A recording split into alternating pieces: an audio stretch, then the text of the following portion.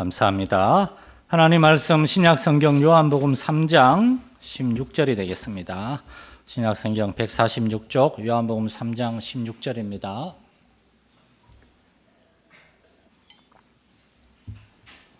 요한복음 3장 16절에서 21절까지 한 절씩 교독하겠습니다. 하나님이 세상을 이처럼 사랑하사 독생자를 주셨으니 이는 그를 믿는 자마다 멸망하지 않고 영생을 얻게 하려 하심이라. 하나님이 그 아들을 세상에 보내신 것은 세상을 심판하려 하심이 아니요 그로 말미암아 세상의 구원을 받게 하려 하심이라. 그를 믿는 자는 심판을 받지 아니하는 것이요 믿지 아니하는 자는 하나님의 독생자 이름을 믿지 아니함으로 벌써 심판을 받은 것이니라.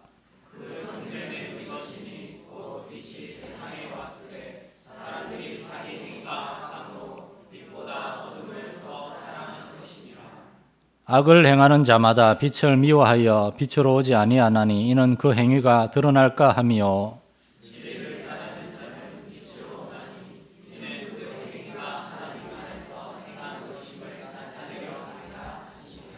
아멘. 할렐루야. 여러분 휴가 안 가고 왜 여기다 와 계신 겁니까? 여름이면 다 이래저래 많이 바쁘고 분주하실 텐데 정말 주님의 날 잊지 않고 예배 나오신 여러분을 진심으로 환영하고 축복합니다. 우리 요한복음 3장에서 가장 중요한 구절이요. 많은 목사님들과 성도들이 인정하는 신구약 성경 전체에서 가장 중요한 말씀인 요한복음 3장 16절을 우리가 지금 읽었습니다. 어린아이들부터 어른들까지 많은 사람들이 외우고 있는 구절이죠. 우리도 한번 다 같이 한번 외워볼까요? 자, 함께 시작. 하나님이 세상을 이처럼 사랑하사 독생자를 주셨으니 누구든 그를 믿는 자마다 멸망하지 않고 영생을 얻게 하려 하심이라. 아멘. 옛날 버전하고 새 버전이 있어서 헷갈릴 수 있어요. 이 한 구절 안에는 기독교 신앙의 정말 중요한 그런 개념들이 다 들어 있습니다. 하나님에 대한 메시지가 있고 세상을 사랑하셨다는 말씀이 있고 독생자를 주셨다는 얘기, 그리고 믿음으로 말미암는 영생 구원, 그리고 불신앙으로 말미암는 멸망, 전부 다 기독교의 중요한 교리들입니다. 한 가지 한 가지 그러한 말씀들을 가지고 한 편의 설교를 우리가 다룰 수도 있습니다. 그러나 우리는 오늘과 다음 주를 통해서 오늘 16절에서 21절 읽었지만 오늘하고 다음 주는 이 3장 16절, 이 복음의 핵심이요 신구약 성경의 핵심이 되는 이 말씀을 우리가 좀 꼼꼼하게 살펴보려고 합니다. 이 말씀은 우리에게 세 가지 중요한 사실을 얘기합니다. 하나님이 세상을 사랑한다는 겁니다. 하나님의 사랑. 세상은 정말 부패하고 타락했습니다. 그럼에도 불구하고 하나님은 세상을 사랑한다는 것이고, 두 번째로 그 사랑의 증거로 독생자를 주셨다는 거예요. 하나님의 아들이 오셨습니다. 세 번째로 하나님의 아들 안에 영생이 있고 아들이 없는 곳에는 멸망이 있다는 이러한 중요한 복음의 교리들, 오늘하고 다음 주에 요한복음 3장 16절 이 교리들을 통하여 우리는 과연 이 하나님의 이 사랑, 하나님의 구원하심에 대해서 얼마나 감사하고 감격하고 있는지 우리 자신을 점검해 봤으면 좋겠습니다. 욥기서에서 욥이 많은 이야기를 합니다. 그런데 하나님께서 찾아오셔가지고 욥한테 뭐라고 말씀하시는가 하면, 욥아, 정말 너는 내가 너에게 복을 줬을 때는 나를 잘 예배하고 복을 거두어가고 이렇게 시련과 고통을 줬을 때 나한테 실망한 것이냐? 넌 정말 그런 것이냐? 하나님이 도리어 욥한테 질문을 하세요. 그러니까 욥이 계속 고난 가운데 그랬거든요. 하나님, 이유가 뭡니까? 이유가 하나님의 말씀하시기를 이유가 꼭 있어야 하느냐? 우리도 그렇게 생각할 수 있습니다. 당연히 이유가 있어야죠. 왜 시련과 환난을 주십니까? 근데 욥이 나중에 깨달은 진리가 뭡니까? 하나님의 복도 주셨으니 하나님의 시련과 환난도 저주도 줄 수 있습니다. 욥이 깨달았잖아요. 여러분, 사실을 얘기하면 기독교 2000년 역사에서 오늘날만큼 신앙생활하기 편한 시절이 없습니다. 일반적으로 교회 역사는 시련과 고난과 순교의 역사였습니다. 일제시대하고 6.25 때 믿음을 지키다가 얼마나 많은 사람들이 고난을 당했습니까? 한 집안에 한 사람, 적어도 한 명이나 두 명은 다 6.25 때, 6.25나 일제시대 때 그런 고난을 당한 가정이에요. 저희 집안도 저희 친할아버지가 6.25 때 전쟁 때문에 이산가족이 됐어요. 그리고 중국에서 혼자 쓸쓸히 돌아가셨어요. 저희 할머니는 그것 때문에 20몇 살에서부터 거의 혼자 계속 사셨고, 그러한 시련과 고난 속에서도 우리의 믿음의 선조들은 믿음을 지켰습니다. 우리는 그분들은 하나님의 구원의 은혜에 대해서 충분히 감사했어요.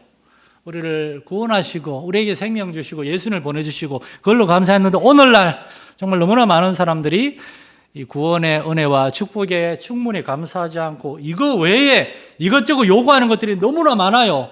나의 창조주시며 구원자 되심으로 만족하지 못하고 나아가서 요술방망이나 램프의 요정까지 되어주기를 원합니다. 구원받은 자녀인 우리는 하나님이 우리를 위해 일하기를 원하는 것 같아요. 그렇지 않습니다, 여러분. 하나님 우리를 창조하시고 구원하신 것은 우리가 하나님을 위해서 살라고 이렇게 만드신 줄 믿으시기 바랍니다. 기독교는 하나님 중심의 종교입니다. 우리가 하나님께 속해 있는 겁니다.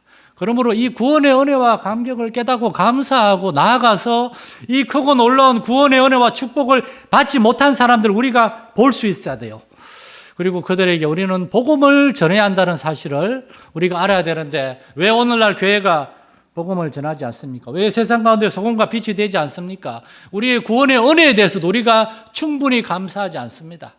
여러분, 우리가 복음을 전하지 않으면 세상 사람들은 다 지옥에 갑니다.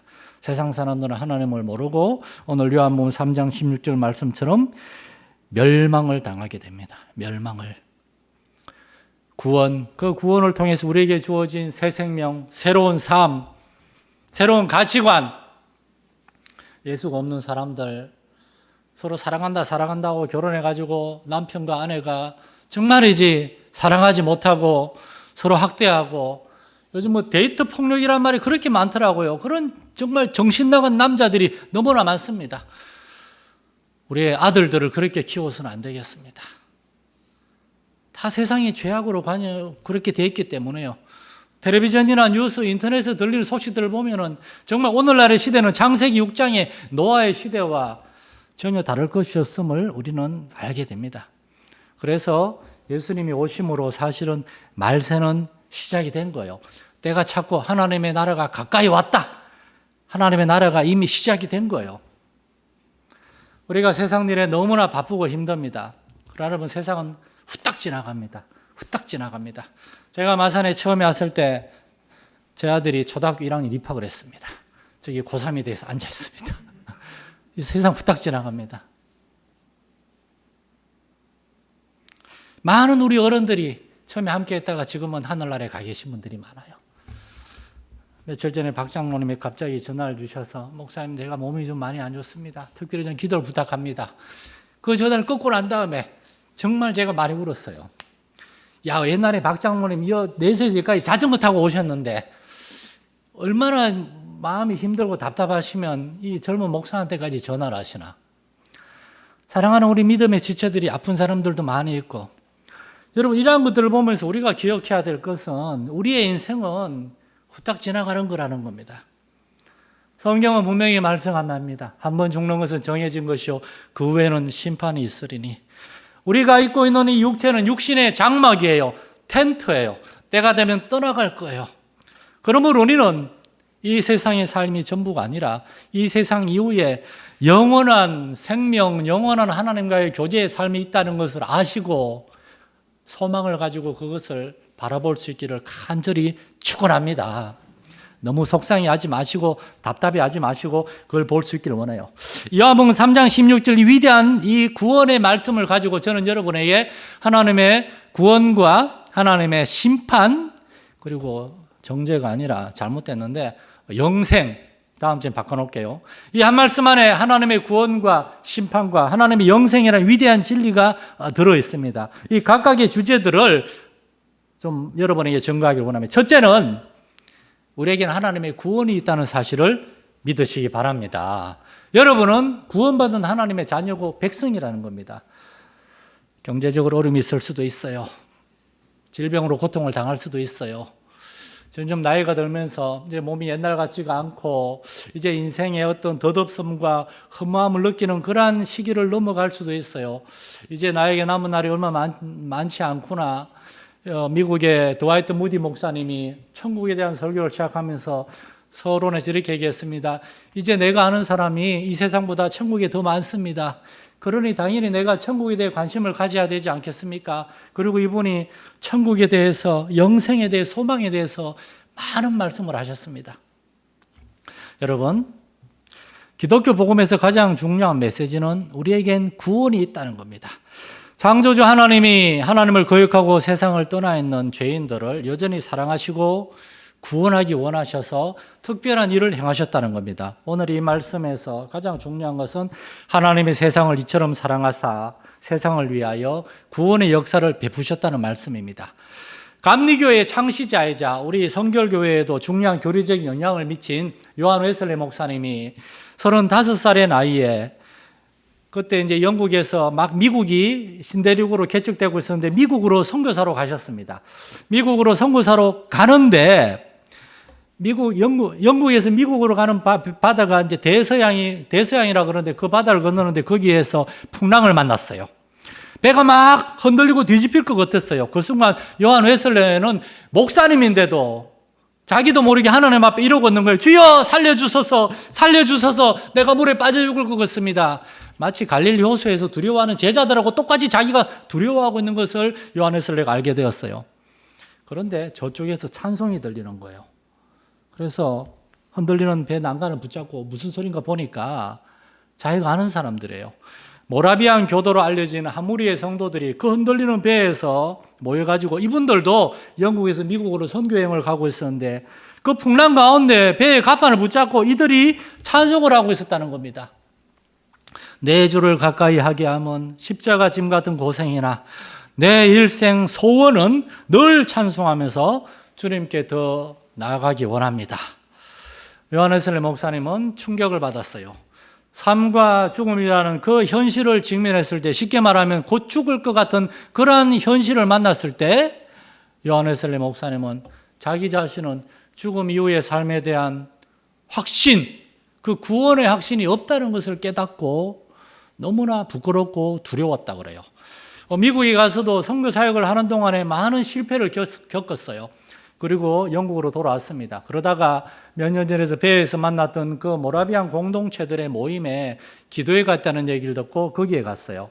1738년에 5월 24일 그 기도회에 참여해서 말씀을 듣다가 그날 밤에 요한 웨슬리 목사님은 하나님이 나를 구원하기 원하시고 나에게 구원의 은혜를 주셨다는 사실을 깨닫습니다. 그리고 그날 밤에 일기에 이렇게 기록합니다. 그날 저녁 나는 올드스게이트 길에 있는 작은 모임에 매우 마지못해 하면서 참석했다. 어떤 한 성도가 마틴 루터의 로마서 주석 서문을 읽고 있었다. 저녁 8시 45분쯤 그리스도에 대한 믿음을 통해 하나님께서 사람의 마음에 이루시는 변화를 설명하는 그 부분에서 나는 내 마음이 이상하게 뜨거워지는 것을 느꼈다. 나는 진정으로 예수 그리스도를 나의 구원을 위해 오직 그리스도만 의지하고 있다는 걸 느꼈다. 그리고 그때 예수님이 정말 나의 죄를 다 가져가셨다는 사실을 깨닫게 되었다. 여러분 모두에게 이 놀라운 하나님의 구원에 대한 깨달음과 확신이 있기를 축원합니다. 요한 웨슬레는 목사님이었어요. 이런 요한 웨슬레나 사도 바울과 이러한 확신이나 체험이 있기도 하고 어떤 사람은 조금 다르게 오기도 해요. 그러나 분명한 것은 나는 하나님의 구원을 받아야 된다. 나는 하나님의 구원을 받고 싶다. 그런 하나님을 찾고자 하는 간절한 마음, 소망, 그러한 사람에게 하나님이 찾아오셔서 그를 만나주셔서 그를 구원하신다는 겁니다.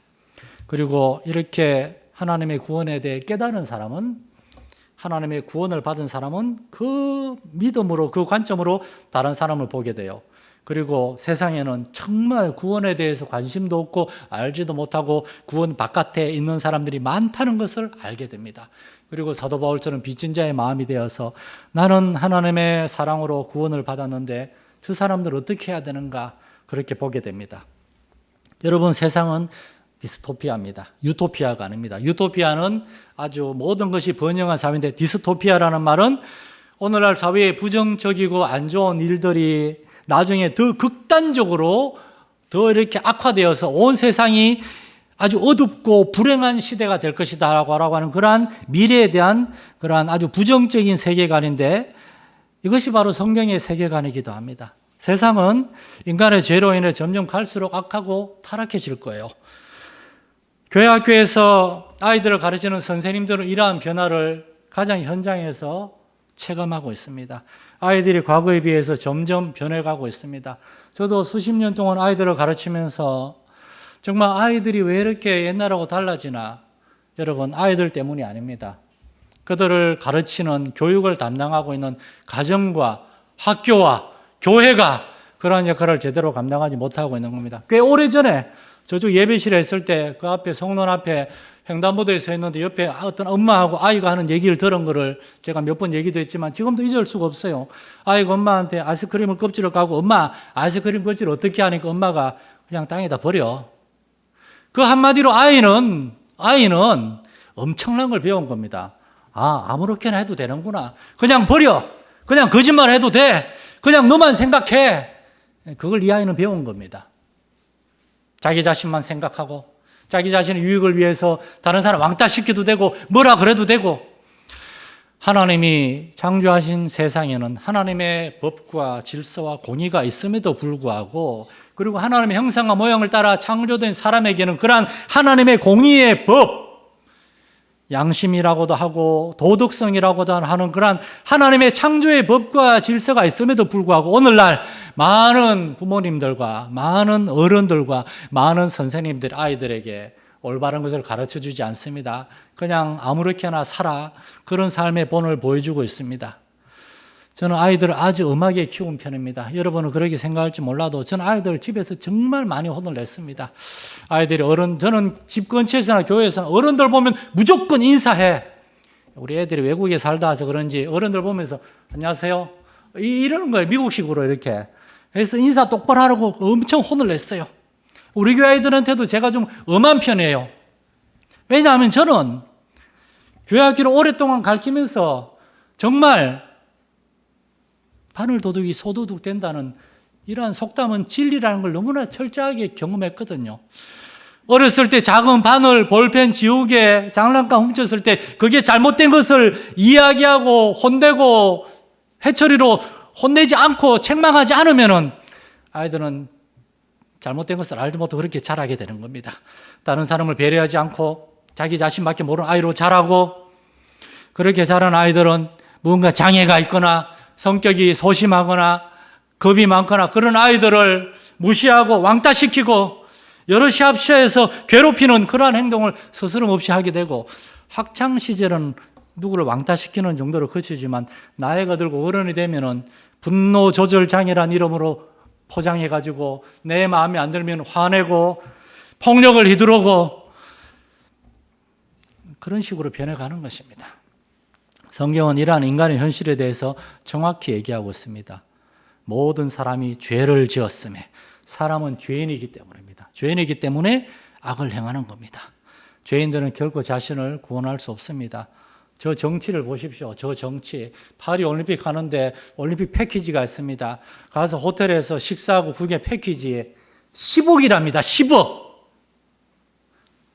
저런 건 전부 다 세계표. 저도 어제 그 신유빈 선수 탁구하고 져가지고 졌는데도 가서 그 일본에 끌어안아 주는 거 보면서 막 눈물 흘리고 갱년기가 와서 막 예쁘다 그러지만은, 그러나 그 배우에는 엄청난 돈과 권력과, 파리에서 1000km만 내려가면 아프리카에서 전부 다 굶어 죽어가고 총질하고 싸우고 있는데, 세계 평화라는 이름으로 그런 쓸데없는 짓이, 쓸데없다고 할 수는 없지만 세상이 이렇게 불균형하고 앞뒤가 안 맞는 거예요.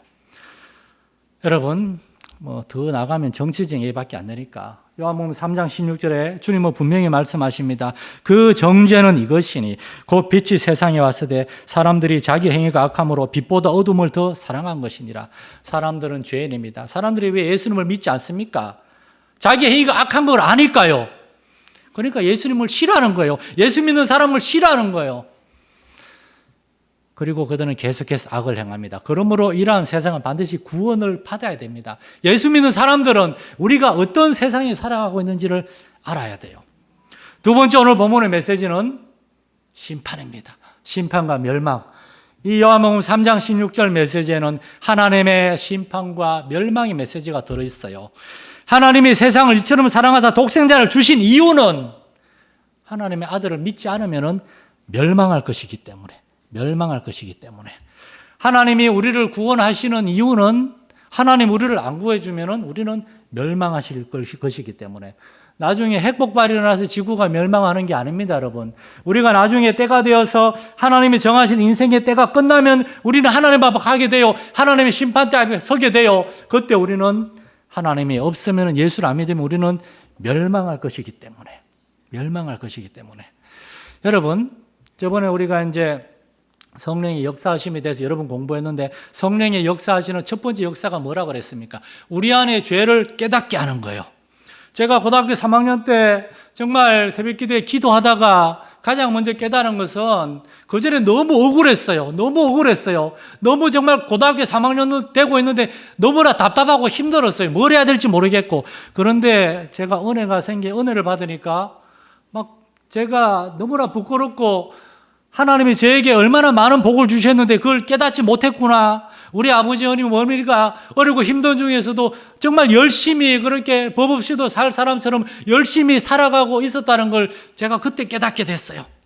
그러면서 제가 그때 그렇게 기도했습니다. 하나님, 저는 죄인인데, 저는 큰 소리만 치고 살았습니다. 저는 멸망을 받아 마땅한 죄인인데 제가 그걸 깨닫지 못했습니다. 회개했습니다. 중세시대에 로마 가톨릭에 항거하여 개신교 종교개혁을 시작한 독일의 마틴 루터 목사님은 하나님 앞에서 자신이 죄인이라는 무서운 깨달음 때문에 밤에 잠을 이루지 못하고 매일매일 고통스러운 나날을 보내고 있었어요.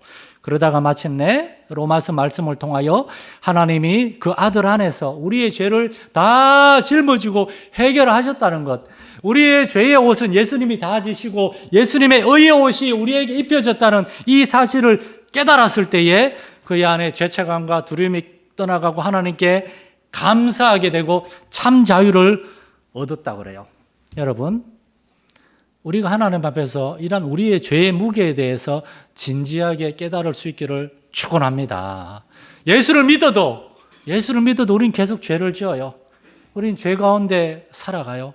그러한 죄, 그 죄의 무게와 함께 그럼에도 불구하고 이 엄청난 죄의 무게를 하나님의 가장 복되신 아들 독생자 예수 그리스도가 다 짊어지셨다는 이유로 우리는 감사할 수 있는 것, 그게 은혜입니다. 여러분, 많은 사람들이 아침에 눈을 뜰 때 아침에 눈을 뜰 때 힘들게 눈을 뜬다 그럽니다. 아, 힘든 하루가 또 시작되는구나. 여러분 어떻습니까? 여러분 아침에 눈을 뜰 때, 하나님이 정말 멋진 하루를 주셨구나. 더워 죽겠는데 이 날을 내가 어떻게 살아야 될 것인가 기대감을 가지고 열심히 살아보자. 저는 초등학교 때는 막 아침에 눈 뜨면 그렇게 막 힘차게 일어났던 것 같아요. 요즘 들어서는 아침에 눈 뜬 다음에 이렇게 막 뒹굴뒹굴하고 그러는 저를 보게 됩니다. 여러분, 하나님을 믿지 않는다면 생각해 보세요. 상상해 보세요. 하나님을 믿지 않는다면은 정말 죄송한 얘기지만 매일 아침에 눈을 뜨는 이유가 무엇입니까? 하나님이 창조하신 세상에서 하나님 주신 생명과 하나님 주신 시간을 알지도 못하는데 왜 사람들은 눈을 뜨고 왜 사람들은 그렇게 열심히 일하는 것일까요? 갑자기 어떻게 될지 모르는 자기의 그 유한한 인생, 우리의 육체의 그러한 만족과 쾌락을 위해서요? 여러분, 우리가 아침에 눈을 뜨는 이유는 하나님이 우리에게 생명을 주셨기 때문인 줄을 믿으시기 바랍니다. 며칠 전 목요일 아침에 새벽 기도를 마치고 몇몇 친구들 목사님과 만나서 새벽 운동을 좀 하고 헤어졌어요. 그리고 점심때 그 중에 한 목사님한테 전화가 왔어요. 우리 아버지가 방금 심장마비로 돌아가셨답니다. 그런데 나는 그것도 모르고 아침에 운동을 하고 있었네요. 어젯밤에도 통화하고 열흘 전에 서울에 가서 만나뵙고 식사까지 했는데 그 새벽에 그 아버지도 목사님인데 서재에서 글을 쓰시다가 아무도 없는 가운데 혼자 돌아가셨다 그래요. 여러분, 우리가 매일 아침에 눈을 뜨는 이유는, 눈을 뜰 수 있는 이유는 하나님께서 우리에게 새로운 생명과 새로운 하루의 삶을 주셨기 때문입니다. 그러므로 이 생명과 이 시간은 우리 것이 아니라 하나님이 주신 선물이요, 달란트라는 사실을 우리는 기억을 해야 됩니다. 하나님의 구원을 알게 하시고 하나님의 진노와 심판에서 우리를 건져주셨어요. 그러므로 우리는 이제 우리 자신을 위해서가 아니라 하나님의 그 구원과 영생을 위해서 우리가 살아야 되는데, 이것을 알고 눈을 뜨는 수 있는 것이 은혜라는 겁니다. 100여 년 전에 영국에 찰스 스터더라는 선교사님이 있었습니다. 이 선교사님은, 찰스 스터더는 영국 캠브리지 대학에서 대학을 1등으로 졸업했습니다. 그리고 이제 크리켓이라고 뭐 돌멩이, 이제 공을 땅땅 치는 어떤 운동이 있다는데, 이 크리켓 국가대표였어요. 그에게는 졸업 후에 보장된 미래가 있었어요. 부와 명예가 있었어요. 그런데 이 찰스 스터드는 졸업과 동시에 아내와 함께 중국으로 선교사로 갔습니다. 중국에 가서 10년 동안 선교 사역을 하면서 거기서 풍토병을 알아가지고 그 신체 건장한 운동선수가 몸이 약해져서 10년 뒤에 영국으로 돌아와야만 했어요.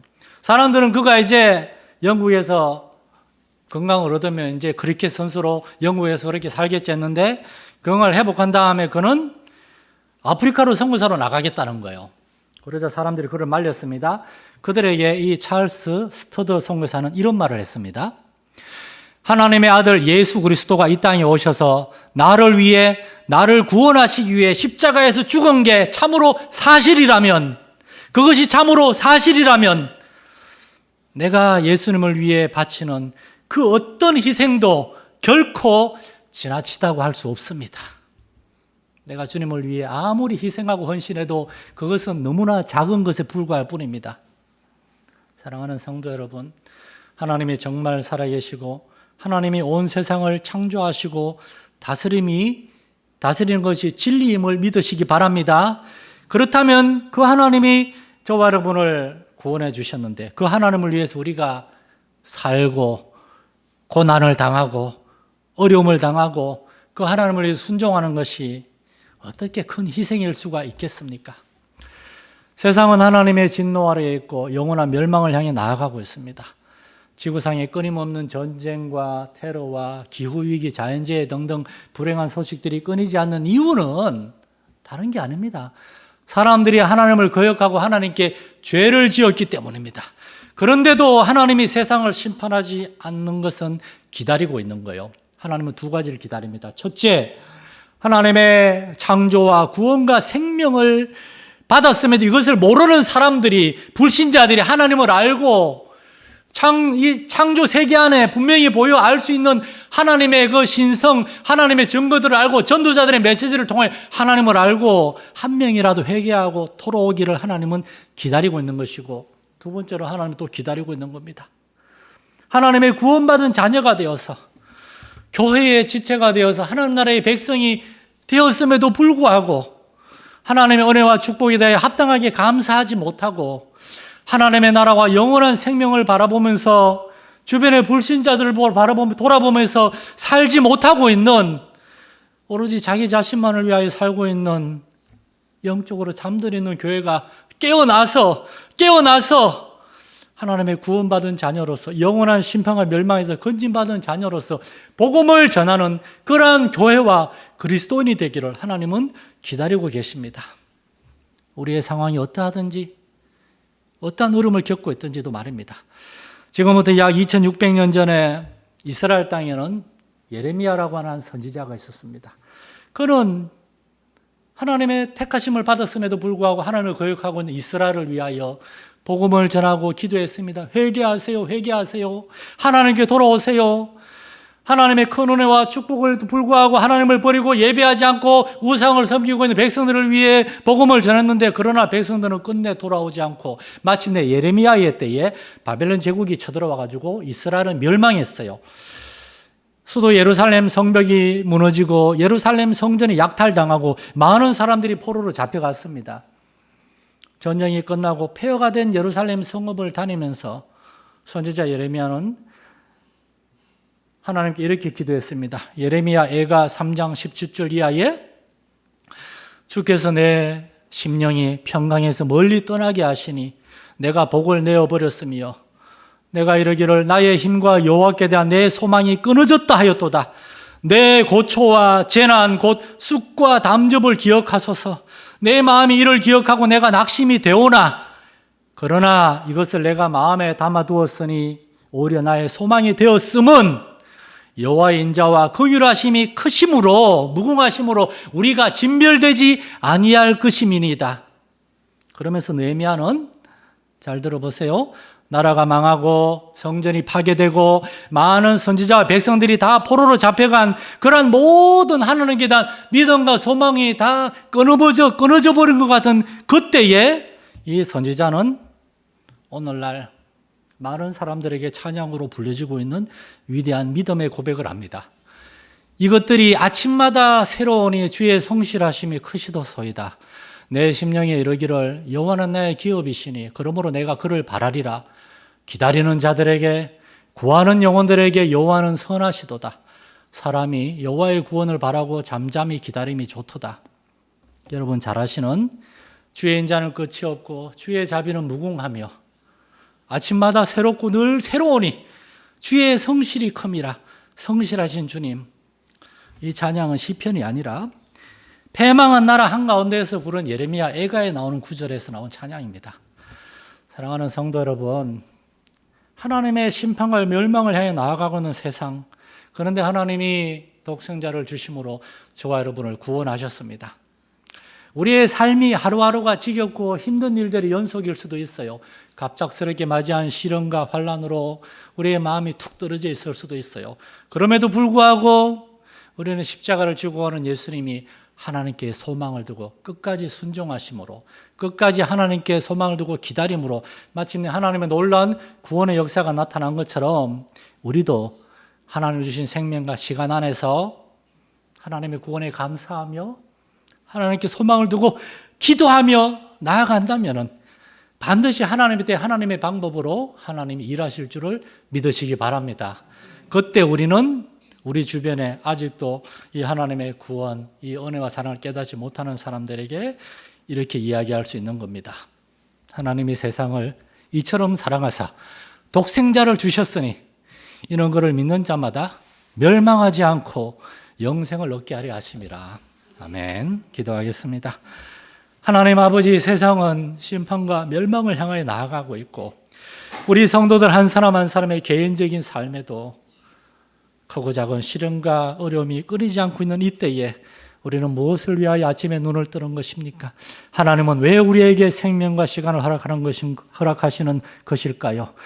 하나님의 구원의 은혜와 그 사랑에 대하여 감사하고 찬양하고 경배하라고 온 세상의 피조물과 같이 우리에게 주신 생명과 그런 구원의 은혜를 감사하고 찬양하며 이 심판과 멸망을 향하여 소망 없이 살아가는 사람들에게 하나님의 세상을 이처럼 사랑하사 우리에게 주신 독생자의 그 구원의 은혜와 사랑을 증거하러 하심인 줄 믿습니다. 그러므로 우리에게 믿음을 다하여 주옵소서, 믿음 안에서 인내하게 하여 주옵소서, 하나님께 소망을 두게 하여 주옵소서. 살아계신 하나님, 성실하신 하나님이 지금도 일하고 계시며 반드시 일하실 줄 믿습니다. 우리 주 예수 그리스도 이름으로 기도드립니다. 아멘.